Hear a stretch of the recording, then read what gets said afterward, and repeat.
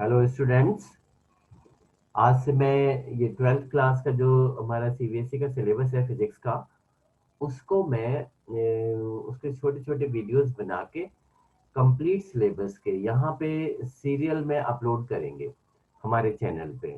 तो आप जैसे हमारे चैनल से फैमिलियर हैं सनराइज ट्यूटोरियल से, उस पे आपको कंटिन्यूअसली फिजिक्स का कंप्लीट सिलेबस जो सीबीएसई का है वो भी मिलेगा, और 11th का जो कंप्लीट सिलेबस है वो भी आपको यहाँ पे रेगुलर वीडियोस जो है कंटिन्यूअसली आपको मिल जाएंगे।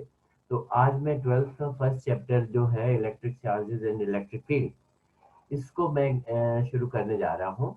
तो इसमें कुछ पोर्शन में आज आपका कवर कर रहा हूँ, तो आप लोग यहाँ से भी अपने आप अपनी जो स्टडीज हैं थ्योरेटिकल जो कॉन्सेप्ट्स हैं वो सारे अपने यहाँ से एक्वायर कर सकते हैं by the way of videos. तो चलिए बच्चों, मैं शुरू करता हूँ। तो जैसा कि सबसे पहला चैप्टर है हमारा इलेक्ट्रिक चार्जेस के बारे में। तो फर्स्ट आर्टिकल यहाँ पे जो आप स्क्रीन पे देख रहे हैं, तो इसके बारे में थोड़ा सा मैं बताना चाहूंगा कि फर्स्ट आर्टिकल है हमारा चार्ज। तो बेसिकली चार्ज क्या होता है, तो हम लोग कह सकते हैं कि चार्ज एक ऐसी प्रॉपर्टी होती है किसी भी सब्सटेंस की जिसके कारण वो सब्सटेंस दूसरे किसी सब्सटेंसेस के साथ इलेक्ट्रिकली इंटरेक्ट कर पाता है। ठीक है। तो जैसा कि आप लोगों ने सुना है कि भाई दो चार्ज होते हैं, दो पॉजिटिव पॉजिटिव चार्ज हैं, तो वो हमेशा क्या करते हैं, एक दूसरे को रिपेल करेंगे, और जिनको हम लोग लाइक चार्जेस भी बोलते हैं। इसी तरीके से एक पॉजिटिव चार्ज है, एक नेगेटिव चार्ज है, तो वो अनलाइक चार्जेस कहलाते हैं, जो आपस में एक दूसरे को अट्रैक्ट करते हैं। राइट। तो चलिए यहाँ डेफिनेशन देखते हैं। It is the property of a substance which is responsible for electrostatic interaction between two objects. और चार्ज की जो एसआई यूनिट होती है वो है कूलम, और इसकी सीजीएस यूनिट है स्टैट कूलम।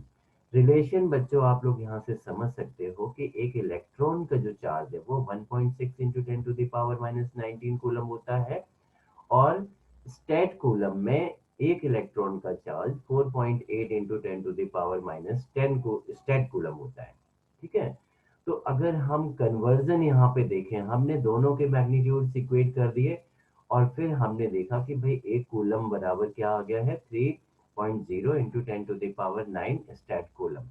तो बच्चों आप लोगों को ध्यान रखना है कि कूलम हमारी बड़ी यूनिट है और स्टेट कूलम छोटी यूनिट है। एक कूलम के अंदर 3 इंटू 10⁻9 स्टैट कूलम्स होते हैं।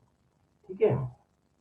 चलिए भाई आगे चलते हैं। तो क्योंकि हम लोग ये जो चैप्टर अपना पढ़ रहे हैं, ये ओवरऑल चैप्टर एनसीईआरटी के फर्स्ट टू चैप्टर, ये हमारी एक यूनिट है इलेक्ट्रोस्टैटिक्स कहलाती है, जिसमें हम चार्जेस एट रेस्ट के बारे में पढ़ते हैं। तो इलेक्ट्रोस्टैटिक्स को अगर डिफाइन करना पड़ता है तो हम कह सकते हैं कि भाई it is the branch of physics in which we study about the static charges. ठीक है। तो चलिए भाई, स्टैटिक चार्जेस का नेचर भी हमें पता होना चाहिए, और बहुत पहले भी लोगों को पता था चार्जेस की स्टडीज से पहले भी कि भाई चार्ज जो है वो दो तरीके का होता है। एक पॉजिटिव चार्ज होता है और दूसरा हमारा नेगेटिव चार्ज होता है। ठीक है। चलिए सेकेंड आर्टिकल पे चलते हैं। ये है हमारा ओरिजिन ऑफ चार्जेस। तो बच्चों ओरिजिन ऑफ चार्जेस बेसिकली क्या होता है, हम कह सकते हैं कि कोई भी चार्ज भाई किसी भी बॉडी पे कैसे एग्जिस्टेंस में आता है। ठीक है। तो इसके बारे में आपको पता होना चाहिए कि यूनिवर्स में कोई भी बॉडी या हर एक बॉडी, उसके ऊपर ऑलरेडी चार्ज होता है। ठीक है। वो इलेक्ट्रिकली न्यूट्रल होती है। ठीक है। लेकिन कुछ ऐसे सर्कमस्टेंसेस हम लोग प्रोड्यूस करते हैं जिससे कि पॉजिटिव चार्ज और नेगेटिव चार्ज सेपरेट हो जाते हैं, और उसके एंड एक एंड पे सपोज पॉजिटिव चार्ज आ गया, एक एंड पे नेगेटिव चार्ज आ गया, तब हम कह सकते हैं कि बॉडी भाई कहीं हमें चार्ज का इफेक्ट वहां पर नजर आता है। तो इसके डिफरेंट एग्जांपल्स आगे इन फिजिक्स हम लोग देखते रहेंगे। तो अभी हमारा जो अपना टारगेट है वो ये है कि हम किसी भी बॉडी को चार्ज कैसे करेंगे। तो चार्ज करने के दो तरीके होते हैं। एक तो होता है भाई यहाँ पर आप देख रहे हैं due to transfer of electrons, और दूसरा है हमारा चार्जिंग बाय इंडक्शन। ठीक है। तो इनमें हम लोग समझेंगे कि भाई क्या होता है कि जैसे ए पार्ट हमने ले लिया है, due to transfer of electrons. जैसे हम एग्जांपल ले लेते हैं कि भाई हमारे पास सोडियम क्लोराइड एक जो सब्सटेंस है हमारा कंपाउंड, ठीक है, इसमें एक सोडियम का एटम है, एक क्लोरीन का एटम है। तो हमें जैसा कि पता है कि सोडियम इलेक्ट्रोपॉजिटिव नेचर होता है और जो क्लोरीन है उसका इलेक्ट्रोनेगेटिव नेचर होता है। मीन्स इनके आउटर सेल्स में, ठीक है, सोडियम के आउटर सेल में एक इलेक्ट्रॉन होता है जो जिसको अपना स्टेबिलिटी गेन करने के लिए इसको 7 इलेक्ट्रॉन और चाहिए है, जो इसके लिए इम्पॉसिबल होता है। तो दैट्स वाई क्या होता है कि इन दोनों एटम्स की बात करें यहाँ पर, तो सोडियम एक इलेक्ट्रॉन इजीली अपना लूज कर सकता है और वो क्लोरीन क्या करता है, उस इलेक्ट्रॉन को एब्जॉर्ब कर लेता है और उसका ऑक्टेट कंप्लीट हो जाता है। इस तरीके से हम कह सकते हैं कि जब किसी न्यूट्रल एटम में से अगर नेगेटिव चार्ज निकल जाएगा तो उसके ऊपर पॉजिटिव चार्ज आ जाएगा। यही कारण है कि सोडियम जो है पॉजिटिव चार्ज एक्वायर कर लेता है और क्लोरीन के ऊपर नेगेटिव चार्ज आ जाता है, इसीलिए इसने नेगेटिव चार्ज एक्वायर कर लिया है। तो बच्चों आपने यहाँ पे देखा कि जब इलेक्ट्रॉन हमारे एक सब्सटेंस से दूसरे सब्सटेंस पे जाते हैं तो इस तरीके से वो सब्सटेंस हमारा पर्टिकुलर सब्सटेंस चार्ज हो जाता है, ठीक है। अच्छा भाई, यहाँ पर हमें ये भी पता होना चाहिए कि भाई इसके और भी अगर फर्दर डेली लाइफ में एग्जांपल देखेंगे, हालांकि एनसीईआरटी में दो एग्जांपल्स हमारे हैं, स्टैंडर्ड एग्जांपल्स जो जो दिए हुए हैं और ये आपके बोर्ड एग्जाम में भी पूछ सकते हैं। कि पहला एग्जांपल है, अगर हम ग्लास रॉड को सिल्क के साथ रब करते हैं, सिल्क के क्लॉथ के साथ, तो इनमें क्या होगा कि भाई इलेक्ट्रॉन ट्रांसफर होते हैं एक सब्सटेंस से दूसरे सब्सटेंस पे। सिमिलरली इबोनाइट रॉड को अगर हम वूल के साथ रब करते हैं तब भी इलेक्ट्रॉन ट्रांसफर होते हैं और ये दोनों ही चीजें चार्ज हो जाती हैं हमारी। तो हमें पता है कि भाई जब हम ग्लास रॉड को सिल्क के साथ रब करेंगे तो ग्लास के इलेक्ट्रॉन निकल के सिल्क पे चले जाते हैं और अल्टीमेटली क्या होता है कि glass rod positive charge gain कर लेती है और सिल्क रॉड पे negative charge, sorry silk cloth पे नेगेटिव चार्ज आ जाता है, ठीक है बच्चों। तो इस तरीके से चार्जिंग हो जाती है। क्या इसका रिवर्स पॉसिबल है कि भाई ग्लास रॉड को हम सिल्क के साथ रब करें और कभी ऐसा हो कि glass rod negative charge gain कर ले और सिल्क पॉजिटिव हो जाए? नहीं, ऐसा पॉसिबल नहीं है, क्योंकि आप देख सकते हो ऊपर वाले फिगर में कि इलेक्ट्रॉन कभी भी क्लोरीन से सोडियम के पास नहीं आ सकते हैं, ठीक है। तो हमेशा जब भी ग्लास रॉड और सिल्क को हम रब करेंगे तो ग्लास रॉड ही पॉजिटिव चार्ज गेन करेगी, ठीक है। इबोनाइट रॉड और वूल के केस में इबोनाइट नेगेटिव हो जाती है और वूल हमारा पॉजिटिव चार्ज गेन करता है। चलिए बी पार्ट इसका देखते हैं, चार्जिंग बाय इंडक्शन।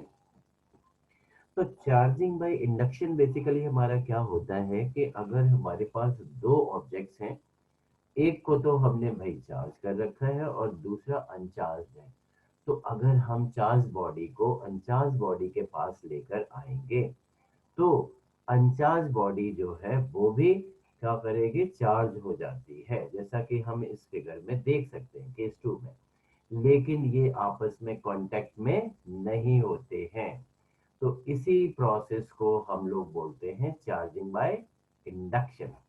इसका डेली लाइफ में एग्जाम्पल हमने देखा कि कहीं भाई जैसे किचन होती है हमारे घर में, किचन में गैस जल रही हो, तो अगर हम बर्नर से दूर खड़े हुए हैं तो हमें हीट महसूस नहीं होती, लेकिन हम जब हीट के नजदीक जाते हैं और हाथ उसके पास लेकर आए तो हमें काफी तेज गर्म महसूस होगा। तो यही हमारा प्रोसेस क्या है, it is all due to induction, ठीक है।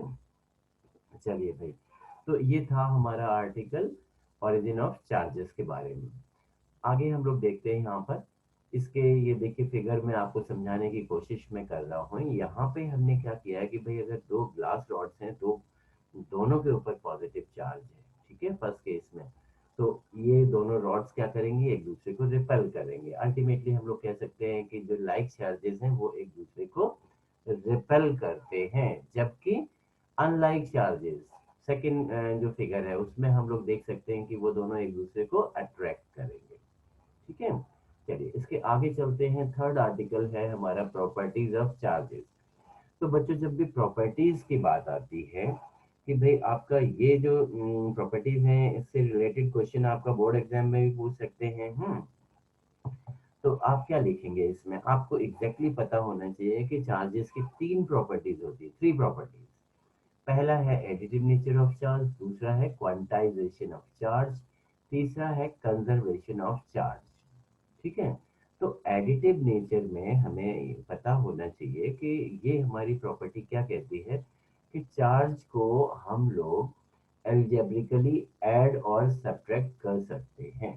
अगर किसी स्पेस में कई चार्जेस रखे हैं तो टोटल चार्ज हमारे पास कितना हो जाएगा, हम इजीली उसको निकाल सकते हैं। यही प्रॉपर्टी हमारी एडिटिव नेचर कहलाती है। ठीक है, क्वांटाइजेशन ऑफ चार्ज में हमें पता है कि कोई भी चार्ज होता है वो हमेशा इंटीग्रल मल्टीपल होता है चार्ज ऑफ एन इलेक्ट्रॉन का। एक इलेक्ट्रॉन के चार्ज का वो इंटीग्रल मल्टीपल होता है।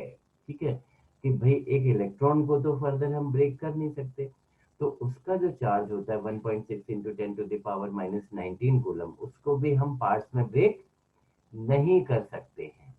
ठीक है, तो इसी का फॉर्मूला है Q is equal to plus minus n ई।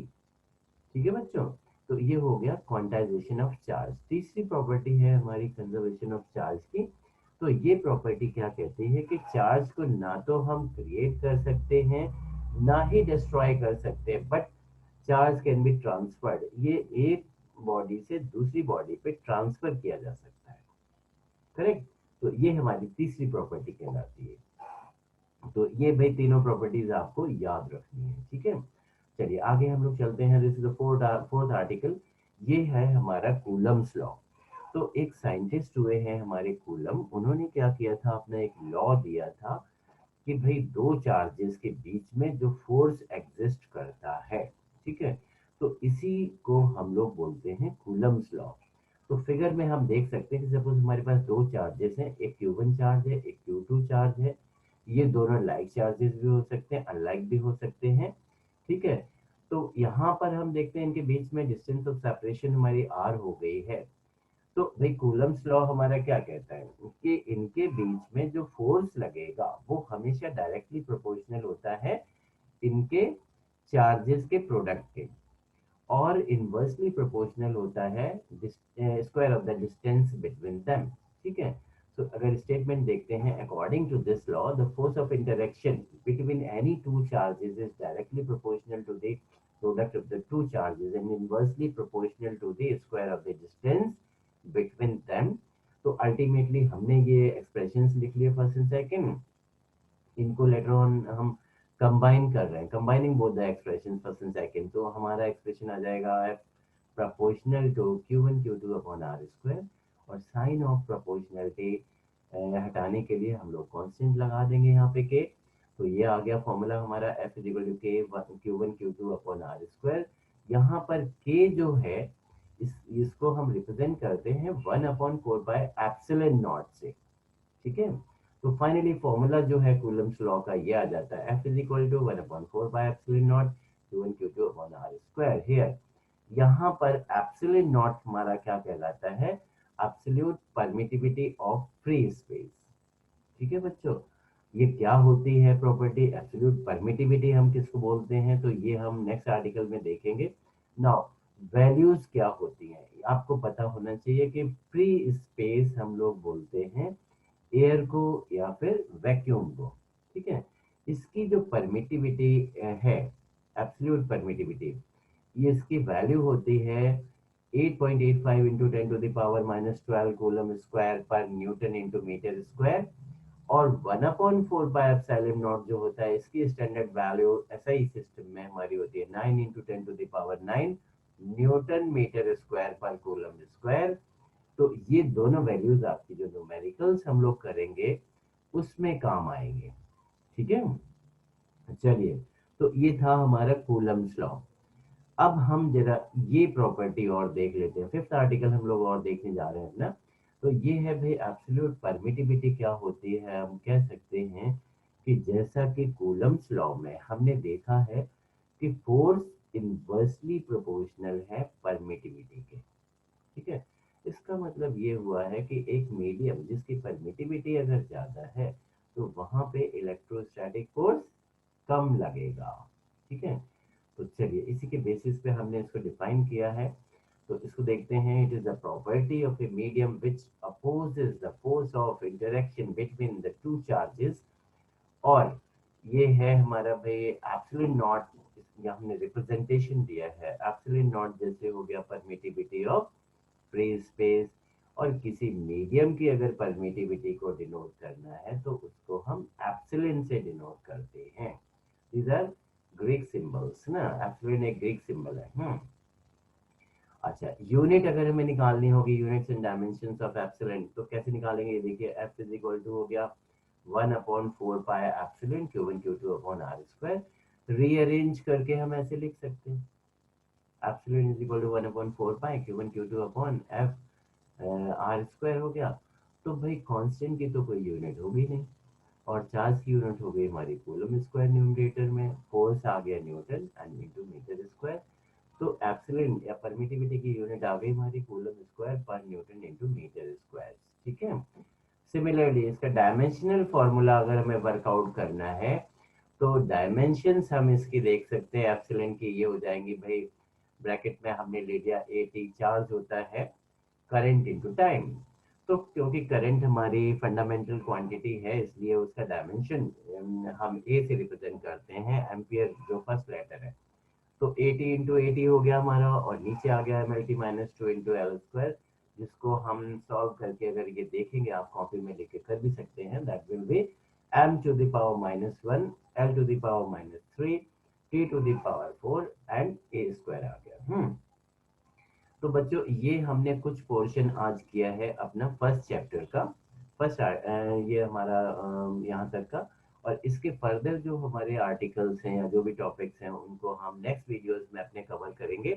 तो आप कंटिन्यूअसली हमारे साथ बने रहिए और हमारे चैनल को सब्सक्राइब करिए, और अपना जो बेल आइकन है उसको भी दबा दीजिए, जिससे कि फर्दर जो वीडियो अपलोड हों तो आप उनको, आप तक पहुंच सके और आप उनको कंटिन्यू कर सकें और अपना सिलेबस टाइमली कंप्लीट कर सकें। ठीक है बच्चों, तो मैं बस इसी के साथ मैं चाहूँगा कि भाई अब मैं ये वीडियो स्टॉप कर रहा हूँ, और फर्दर आपसे मिलते हैं अगले वीडियो में।